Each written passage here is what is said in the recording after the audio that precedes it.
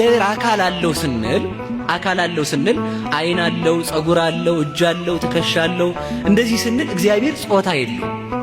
ጾታ ለፍጥረታት የተሰጠ ስለሆነ አንቺ ሥላሴ እንላለን፣ አንተ ሥላሴ እንላለን። ለሥላሴ ጾታ የላቸውም። እንኳን ለሥላሴ ለመላእክት ጾታ የላቸውም።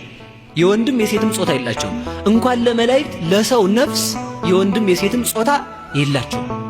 ስለዚህ ምንድነው እግዚአብሔርን ረቂቅ አካል አለው። ያንን አካል አባ ሕርያቆስ ሲናገር ምን ይላል? አልቦቱ ለመለኮት የማን ወጸጋም፣ ለመለኮት ቀኝም ግራም የለውም። ላይን ወታይት፣ ላይም የለውም ታችም የለውም። ወዘባን እንተ ድኅር፣ ጀርባም የለውም ፊትም የለውም። በዘይት ራእይ ወበዘይት ገመር፣ ሰው እንደሚያውቀው አኮ ዘቦቱ ለመለኮት ክበብ ከመፀሐይ፣ ለመለኮት እንደ ፀሐይ ያለ ክብ አካል የለውም፣ እንደ ሰውም ያለ ፊት የለውም። ማለት ከፍጥረታት ሕግ በላይ ነው። አካሉ ረቂቅ ነው። ሰው ሊያውቀው አይችልም ማለት ነው እንጂ እግዚአብሔር ዝርው ነው ማለት አይደለም። ፍጹም ሰው ነው ስንል አምላክነትን ለቆ ሰው ብቻ አይደለም። ፍጹም አምላክ ነው ስንል ደግሞ ሰውነቱ ጠፍቶ ወይንም ከሰውነቱ ተቀይሮ አምላክ ብቻ አይደለም። አንድ ነገር እናንሳ። ተዋህዶ ማለት ከሁለት አካል አንድ አካል፣ ከሁለት ባህሪ አንድ ባህሪ መሆን። ከሁለት አካል አንድ አካል፣ ከሁለት ባህሪ አንድ ባህሪ።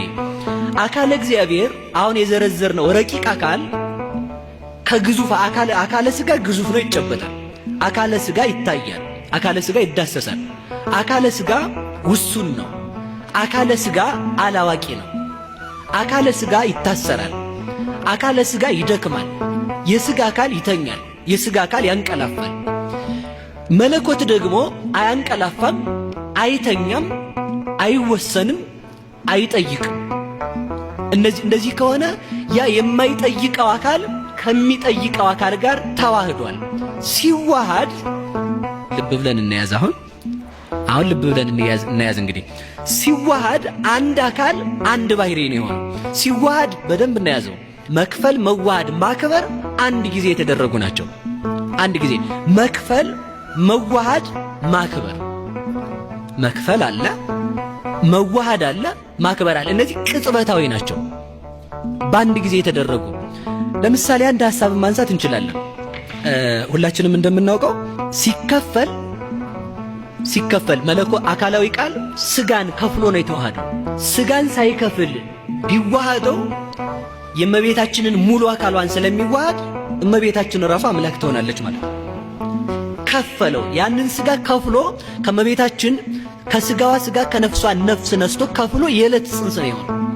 ያንን ሳይከፍል ከተዋሃደው እመቤታችን አምላክ ሆነች ማለት ነው። ላቲ ስብሐት፣ እሷም ክብር ይግባትና እሱም ከፍሎ ነው የተዋሃደ ከስጋዋ ማለታችን ነው። ሲከፍል ደግሞ ከከፈለ በኋላ ደግሞ ሳይዋሃደው ከቆየ ህድረት ይሆናል። በደንብ መያዝ ያለብን ከሌሎች ቤተ እምነቶች ጋር የምንለያየው በነገረ ማርያም በነገረ ቅዱሳን አይደለም። በጣም ብዙ ስህተት ነው ብለን የምንናገረውም ከዛ የተነሳ ነው። ነገረ ክርስቶስ ስለማይገባቸው ነገረ ማርያምን አይቀበሉትም። እመቤታችን ኃይለ አርያማዊት ናት ብለው የጻፉ ሰዎች አሉ። የሥላሴ አራተኛ እንደዚህ አይደለችም። የሥላሴ አራተኛ አካል አይደለችም እመቤታችን። ሰው ናት። ከስጋዋ ተከፈለ። እሷን አልተዋሃዳትም። የተዋሃደው ከስጋዋ ከፍሎ ነው። የከፈለውን ስጋ ሲዋሃደው በከፈለበት ቅጽበት ነው። በደንብ የምንይዘው ነገር ማለት ነው። በከፈለበት ቅጽበት ከሆነ ቆይ አሁን አንድ ጥቅስ እናንሳ።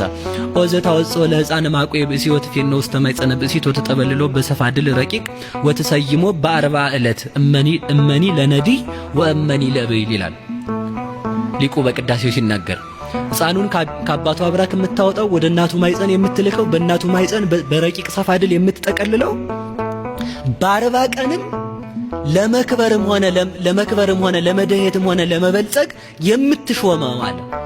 እስከ 40 ቀን አልተሾመም የሚል ጥያቄ ይነሳል። ተስሎተ መልክ በ40 ቀን ያልቃል ብለው ሊቃውንቱ ተርጉሟል።